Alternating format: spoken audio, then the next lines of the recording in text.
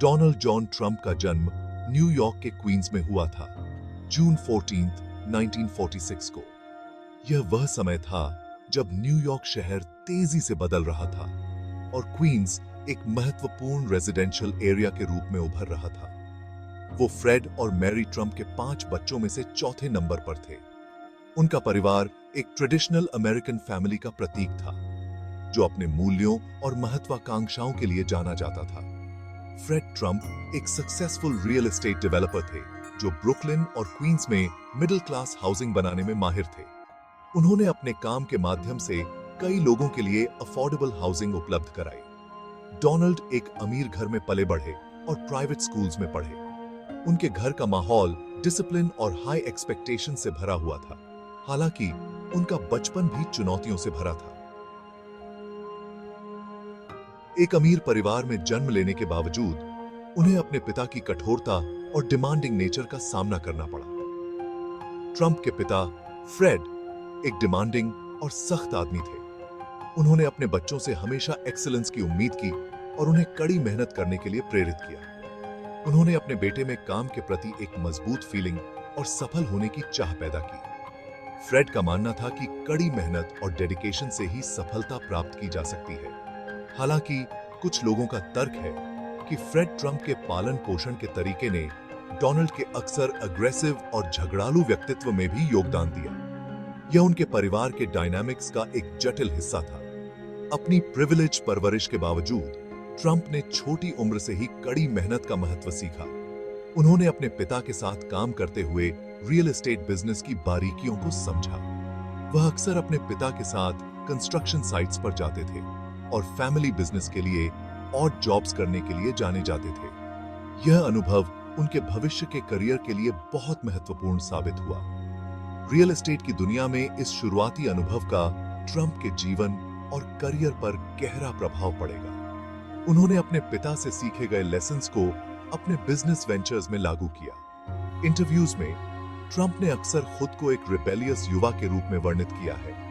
उन्होंने हमेशा conventional norms को चुनौती दी और अपनी अलग पहचान बनाई। उन्होंने न्यूयॉर्क मिलिट्री एकेडमी, एक प्राइवेट बोर्डिंग स्कूल में पढ़ाई की, जहां डिसिप्लिन और स्ट्रक्चर का बहुत महत्व था, जहां उन्होंने एथलेटिक्स में उत्कृष्ट प्रदर्शन किया और अपने करिश्मा और शोमैनशिप के लिए जाने जाते थे। उन्होंने लीडरशिप क्वालिटीज भी विकसित की, जो उनके भविष्य के एंडेवर्स में काम आई।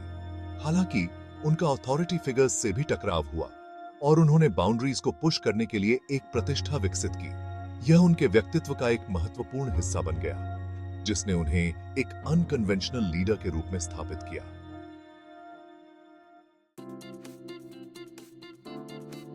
हाई स्कूल से ग्रेजुएट होने के बाद ट्रंप ने फोर्डहम यूनिवर्सिटी में दाखिला लिया, जहां उन्होंने अपने एकेडमिक जर्नी की शुरुआत की। लेकिन वह जल्दी ही यूनिवर्सिटी ऑफ पेंसिल्वेनिया के वॉर्टन स्कूल में ट्रांसफर हो गए, जो बिजनेस एजुकेशन के लिए वर्ल्ड रिनाउंड इंस्टीट्यूशन है। उन्होंने 1968 में वॉर्टन से इकोनॉमिक्स में डिग्री हासिल की, जो उनके फ्यूचर बिजनेस एंडेवर्स के लिए एक मजबूत फाउंडेशन साबित हुई।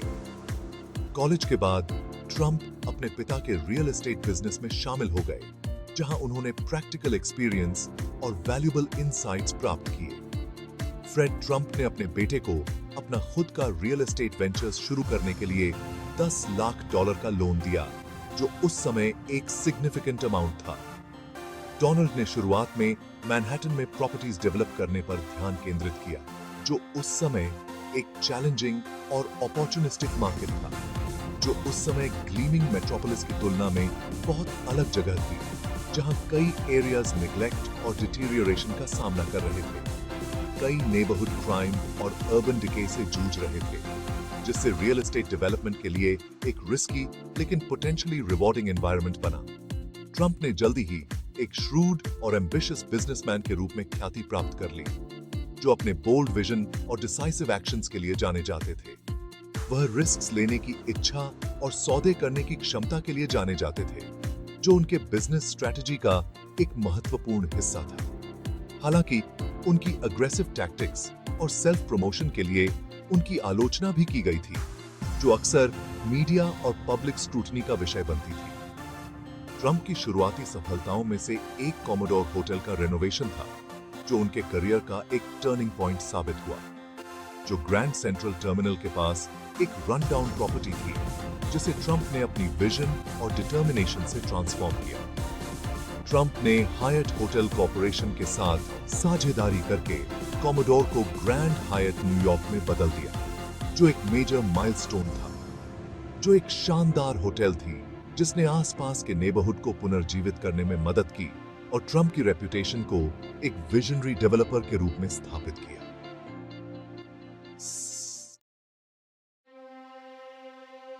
1980s के दौरान ट्रंप का रियल एस्टेट साम्राज्य बढ़ता रहा। इस दशक में उन्होंने अपनी महत्वाकांक्षाओं को और भी ऊंचाइयों तक पहुंचाया, जिससे उनका नाम न्यूयॉर्क सिटी के स्काईलाइन का एक अभिन्न हिस्सा बन गया।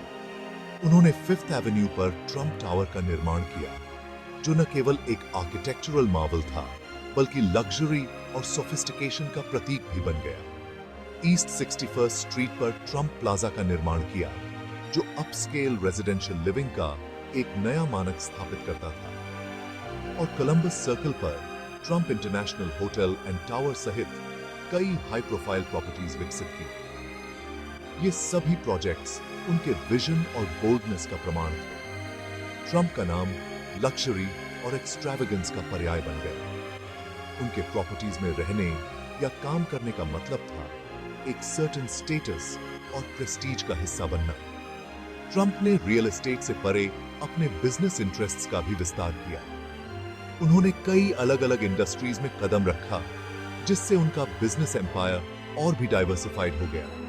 उन्होंने न्यू जर्सी जनरल्स को खरीदा, जो यूनाइटेड स्टेट्स फुटबॉल लीग की एक टीम थी, लेकिन लीग जल्द ही बंद हो गई। इस इन्वेस्टमेंट ने उन्हें स्पोर्ट्स वर्ल्ड में भी एक पहचान दिलाई। उन्होंने अटलांटिक सिटी, न्यू जर्सी में कई कसिनोज को खरीदा और बेचा। ये कसिनोज उनके पोर्टफोलियो में एक नया और रिस्की एलिमेंट जोड़ते थे। हालांकि ट्रंप के कैसिनोज वित्तीय समस्याओं से ग्रस्त थे और अंततः उन्होंने दिवालियापन के लिए अर्जी दी। ये सेटबैक्स उनके करियर में सिग्निफिकेंट चैलेंजेस थे। कुछ असफलताओं के बावजूद ट्रंप न्यूयॉर्क सिटी के टैबलॉइड्स में छाए रहे। उनकी हर गतिविधि और बयान न्यूज़वर्थी बन गए। उन्होंने एक ब्रैश और सक्सेसफुल बिजनेसमैन के रूप में एक इमेज बनाई। अक्सर अपने धन और उपलब्धियों को बढ़ा चढ़ाकर पेश करते थे। उनकी पब्लिक पर्सोना ने उन्हें एक मीडिया मैग्नेट बना दिया। वह अपनी टुमल्चुअस पर्सनल लाइफ के लिए भी जाने गए। इस दौरान उन्होंने 2 बार शादी की और तलाक लिया। उनकी पर्सनल लाइफ भी मीडिया के लिए एक कांस्टेंट सोर्स ऑफ इंटरेस्ट बनी रही। 1987 में ट्रंप ने the art of the deal प्रकाशित की, जो एक part memoir, part business advice book थी, जो बेस्ट सेलर बन गई। इस पुस्तक ने उनकी बिजनेस फिलॉसफी और स्ट्रेटजीज को व्यापक रूप से लोकप्रिय बना दिया। पत्रकार टोनी श्वार्ट्ज द्वारा गोस्ट रिटन इस पुस्तक ने ट्रंप को एक मास्टर नेगोशिएटर और डील मेकर के रूप में प्रस्तुत किया। इसने उनकी इमेज को और भी मजबूत किया। इसने एक लार्जर देन लाइफ व्यक्ति के रूप में उनके सार्वजनिक व्यक्तित्व को और मजबूत किया। ट्रंप का rise in Manhattan real estate एक कॉम्प्लेक्स और मल्टीफैसेटेड जर्नी थी, जिसने उन्हें एक ग्लोबल आइकॉन बना दिया। Section 4. Lights, Camera, Bankruptcy. The highs and lows of the Trump brand. 1990s. Trump के लिए एक अशांत दशक था। उन्हें महत्वपूर्ण वित्तीय चुनौतियों का सामना करना पड़ा, क्योंकि रियल एस्टेट मार्केट क्रैश हो गया था और उनके कई व्यवसायों, जिनमें उनके कैसिनोज भी शामिल थे, ने दिवालियापन की घोषणा कर दी थी। हालांकि वह अपने सेलिब्रिटी स्टेटस को बनाए रखने में भी कामयाब रहे। फिल्मों और टेलीविजन शोज में कैमियो रोल्स में दिखाई दिए। ट्रंप की निजी जिंदगी भी सुर्खियां बटोरती रही, क्योंकि वह अपनी दूसरी पत्नी मार्ला मेपल्स से एक बहुत प्रचारित तलाक से गुजरे। उन्होंने 2005 में अपनी तीसरी पत्नी मेलानिया नॉस से शादी की। इस पूरी अवधि के दौरान ट्रंप कभी भी लाइमलाइट से पीछे नहीं हटे। उन्होंने न्यूयॉर्क मीडिया में एक हाई प्रोफाइल बनाए रखा और अपने पर्सनल ब्रांड का प्रचार करते रहे। उन्होंने 2000 में एक संभावित राष्ट्रपति पद के लिए भी खोजबीन की। कुछ समय के लिए रिफॉर्म पार्टी के नामांकन की मांग की। Section 5. You're fired. Trump takes reality television by storm. 2004 में ट्रंप के करियर ने एक अप्रत्याशित मोड़ लिया जब वह एनबीसी पर एक reality television show the apprentice के होस्ट बने। इस शो में ट्रंप ऑर्गेनाइजेशन में नौकरी के लिए प्रतिस्पर्धा करने वाले प्रतियोगियों के एक समूह को दिखाया गया था। ट्रंप का कैच फ्रेज "You're fired" एक नेशनल फिनोमिनन बन गया।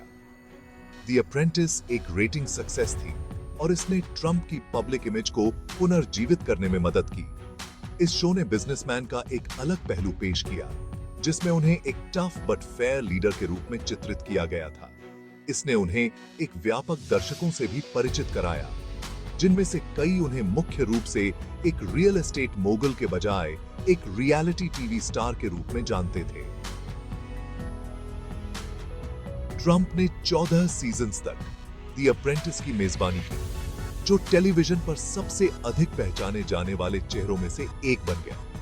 उन्होंने इस शो का इस्तेमाल अपने व्यवसायों और अपने पर्सनल ब्रांड को बढ़ावा देने के लिए एक प्लेटफॉर्म के रूप में किया। इस दौरान उनकी मुलाकात अपनी होने वाली पत्नी मेलानिया नॉस से भी हुई।